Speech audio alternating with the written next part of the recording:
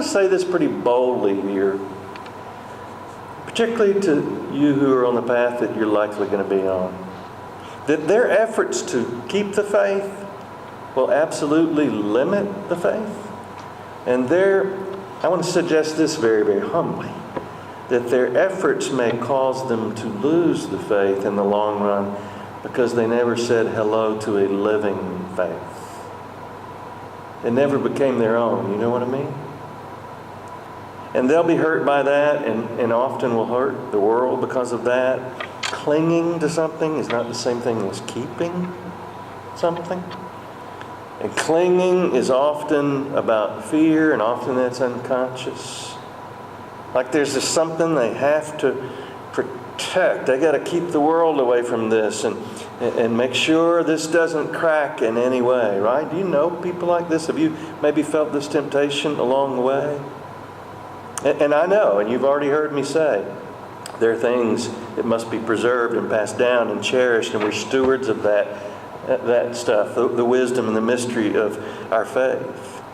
But whenever religious folks do that kind of preservation work out of fear and anxiety and not love and calling, things often go badly.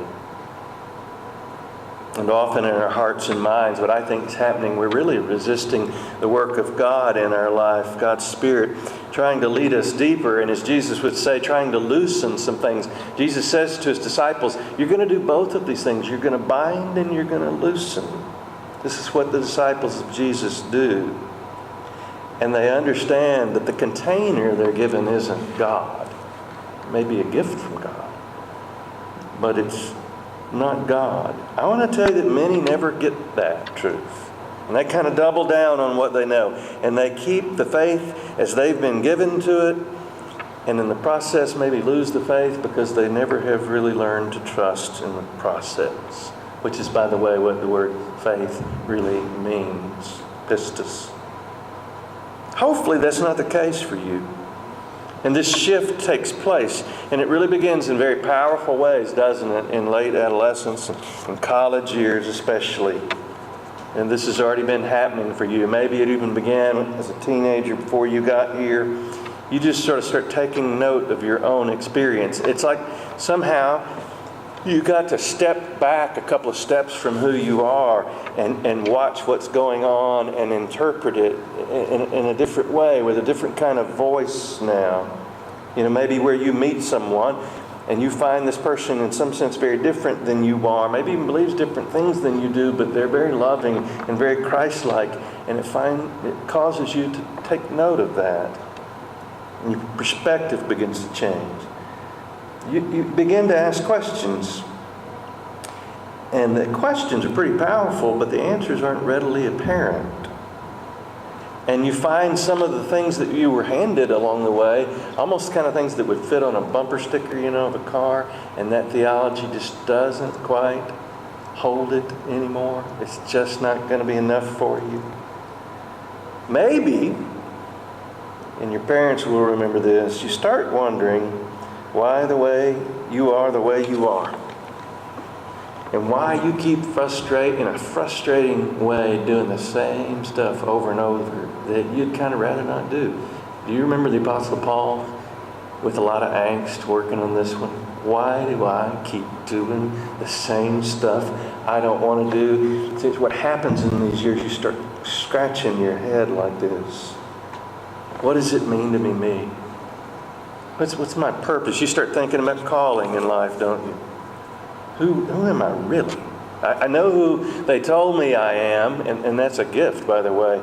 But who am I? And you start wanting some kind of more direct access to the mystery of life and to the mystery itself. Maybe what some of us along the way call a personal relationship to God. That what has been gift and borrowed in a way is not going to be quite enough. And maybe we start observing that the faith that we're drawn to, that's really authentic for us, maybe it's different than what we grew up with just a little bit, or maybe a lot. Or maybe different from what everybody else up and down the hall in the residence hall, or folks that you've been going to church with. Maybe it's just different in some ways. What's happening is the soul is beginning to Wake up. Soul is beginning to mature a little bit. This gift within you, this capacity within you to begin to see things and to see the things of God. I love the way the psalmist says this. Deep is calling to deep. Something is reaching out to you. Someone is reaching out to you. And in so many ways, this shift that takes place in the college years, and particularly with scholars, it's developmental and it's predictable. But again, I want to remind you, it's not universal. There are a lot of folks who get sort of stuck, and history bears witness to this throughout time.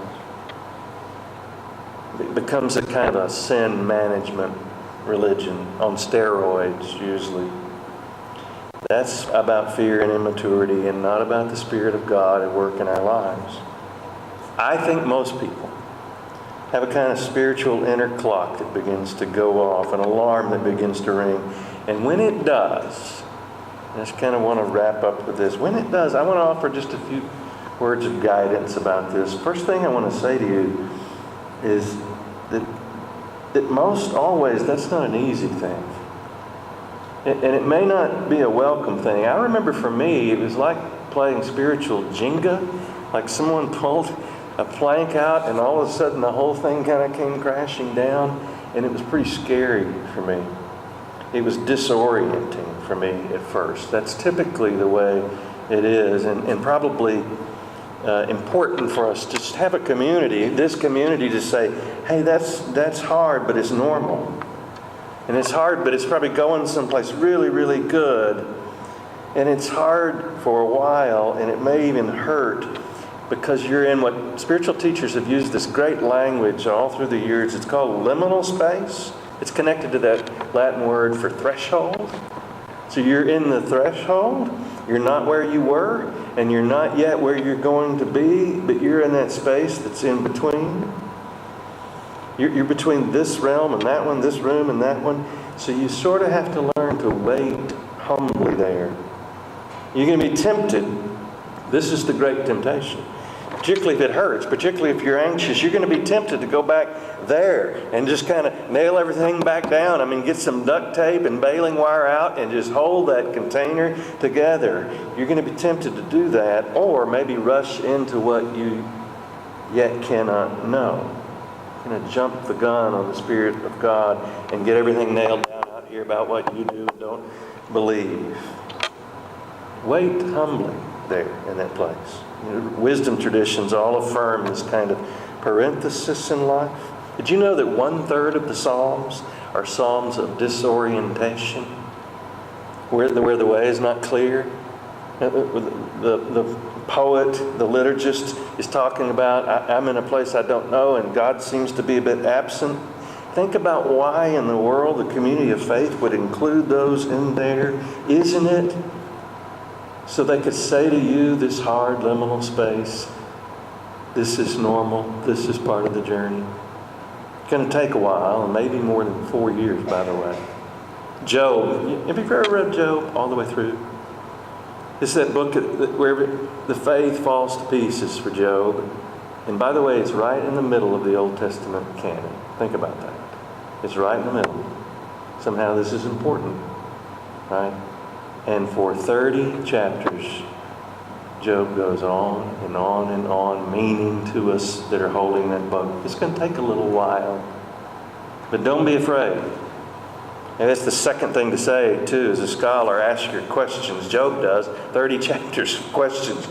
And his friends are just saying, knock it off, this is bad. And at the end, God says to Job, Job did what was right. He spoke what was right. You ever notice that in the New Testament, when Thomas, the disciple, is doubting, he's expressing his doubts, when Jesus shows up, there's no word of condemnation about that? No shame on you, you shouldn't have been doing that. I didn't grow up, by the way, hearing doubting was okay, because I think I was in a church that was really holding pretty tight to their container. Scholars often, I think, have difficulty in those kind of communities. I just want to tell you that, where the questions of life have not yet sort of cracked that container and calls us to hold it more gently and humbly. Jesus said, ask and it shall be given, seek and you'll find, knock and the door will be opened. I think it's true. That's a spiritual law of the universe.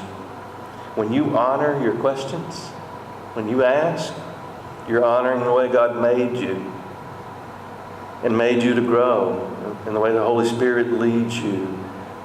And sometimes I just want you to know it was like this for me when I was your age. Questions will be all you have. So start right there. What if you assume that's exactly what you're supposed to have? Write them down.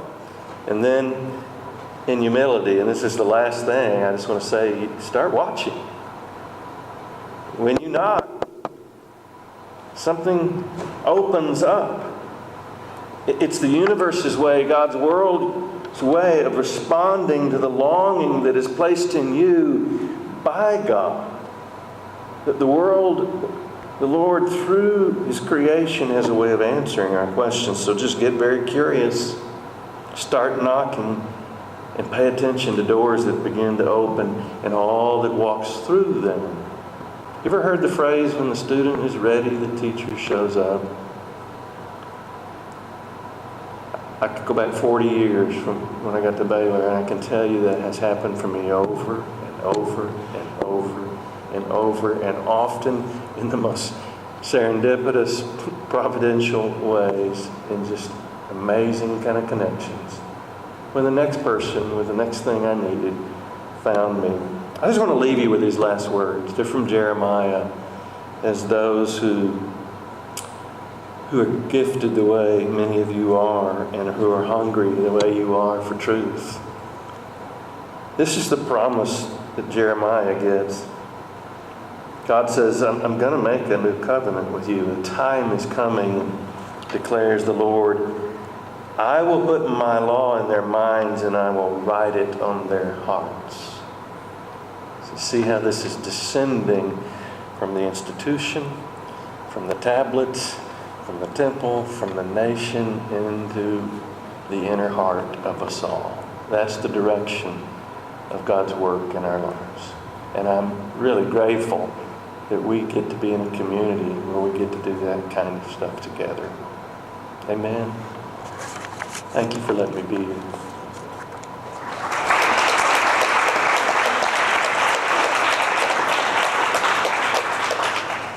Ladies and gentlemen, Dr. Burt Burleson.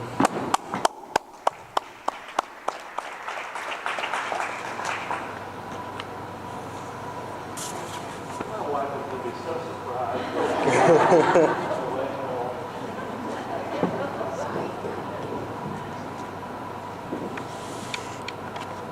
Thank you, Dr. Burleson, for those inspiring words. Next, we'll have the pinning ceremony, but before that, I'd like to share a personal testimony about NSCS. So when I joined NSCS my sophomore year, I didn't really understand what the program was about. I just figured, my dad told me, hey, it's an honor society, resume, whatever. So I signed up, and my initial thought towards NSCS was just completing a checklist. Attend this meeting, do this event, donate this. But I think the turning point came when I volunteered to tutor at La Viga High School here in Waco. And when I walked into that high school, seeing those high school students, tutoring them with stuff like ACT prep, math, general chemistry, I dug into my expertise and my life experiences and shared those with them. And one thing I noticed about La Viga was their lack of resources compared to other high schools in the area. And just being able to contribute to that helped put them in the right direction, even with the disadvantages they were faced with. And in my preparation for medical school, I was able to tie the experiences with La Viga to the medical field. As a physician, I will be faced with patients who are in the lower socioeconomic status, and it will be my job to give them the same treatment regardless of what other life circumstance they're in. And that'll be a major issue I'll try to figure in the future. But NSCS has helped me to mature, it has helped me to grow, and don't approach it as filling out a checklist or attending X number of meetings. really try and engage with all the events, engage with each other, encourage each other to grow and uphold the tenets of this organization. As much as NSCS has grown and changed over the years, there are certain things that remain the same. Beginning with that first class in 1994, NSCS has held new member induction ceremonies to officially welcome new members into the society. At that induction, new members received their membership in and recited their oath of membership, just as you're about to. At this moment, it is our great honor to present you with your pins. We will call up new members by rows to receive your pins. Please make sure to bring your name card with you. Once you receive your pin, please return back to your seat and refrain from moving the pin from its holder. Also, we ask that everyone hold their applause until every member has received his or her pin.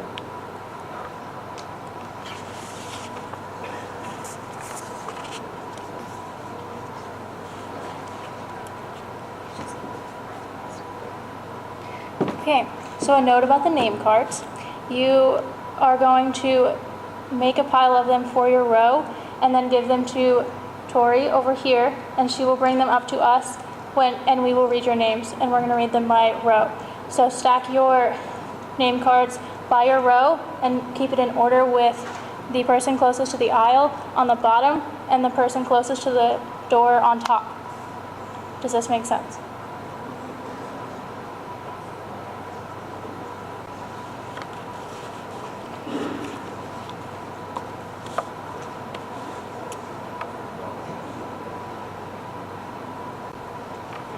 And if the first row can stand and start walking this direction.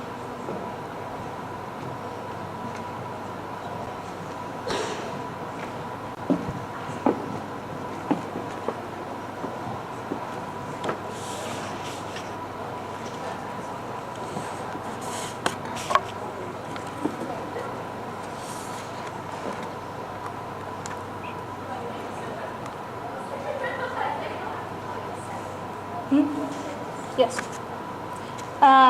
Gracelyn Sharkar.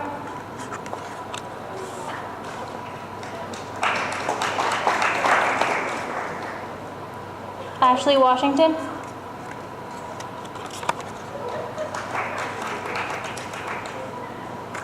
Marty Malone.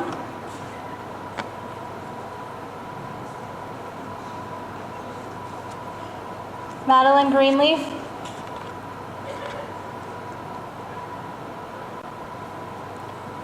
Tara Campbell.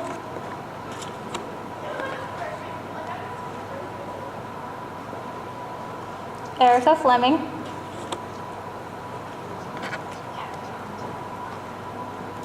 Shelby Hooper.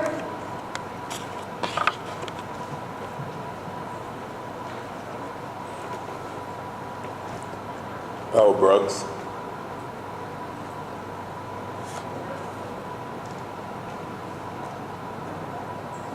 Lilia Stingery.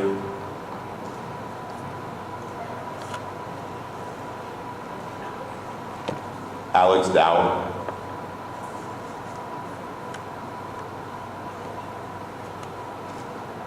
Anna Fraser.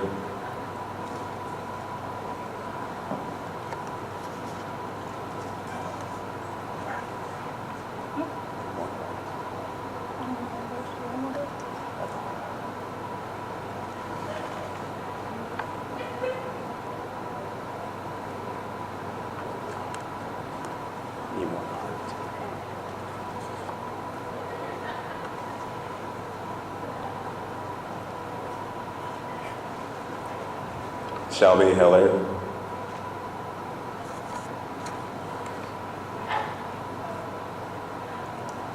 Chris Hara Mills.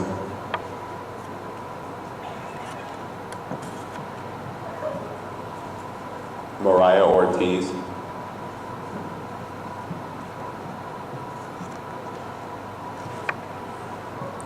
Casey Daniels.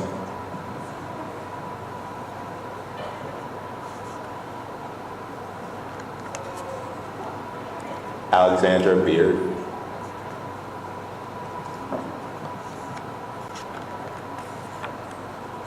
Michaela Smith.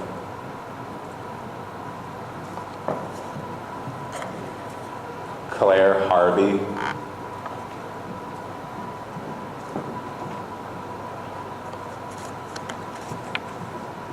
Caroline Fillon.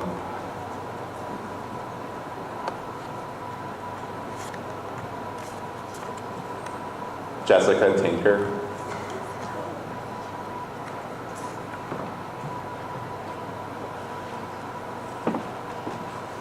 Rusty Wilson.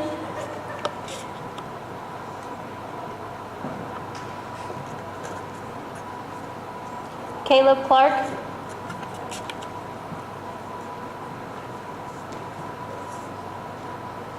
Alexis Johnson.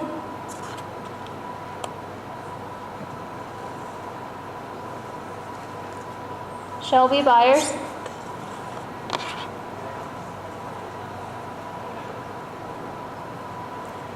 Abby Grafflin.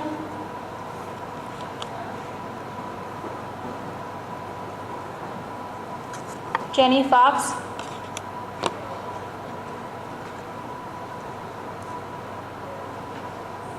Courtney Devereaux.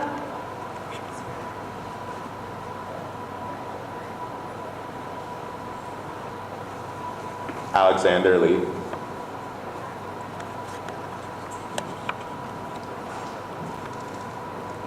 Jake Shanley.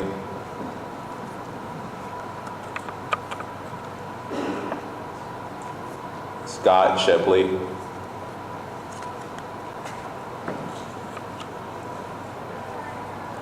Patrick Lannon.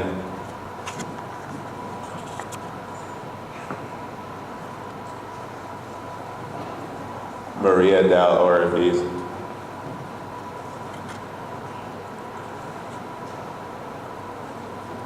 Nicholas Laney.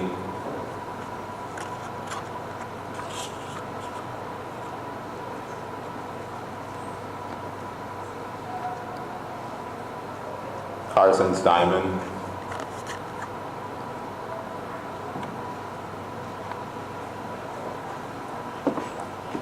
Emily Rosas.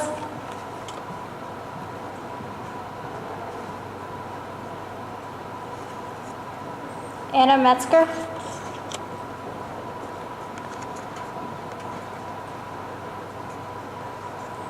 Brittany Crenshaw.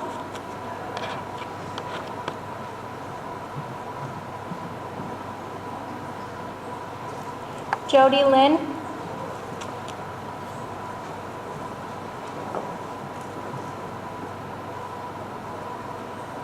Gabrielle Cheney.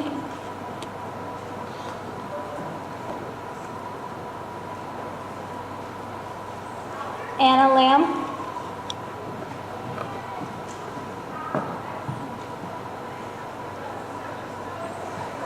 Benjamin Ritter.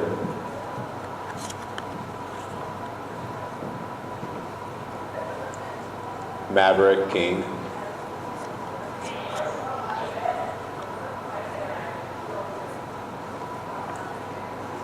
Luke Parker.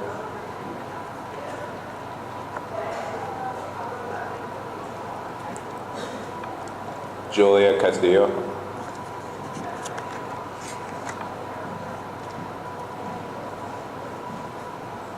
Rachel Gilbert.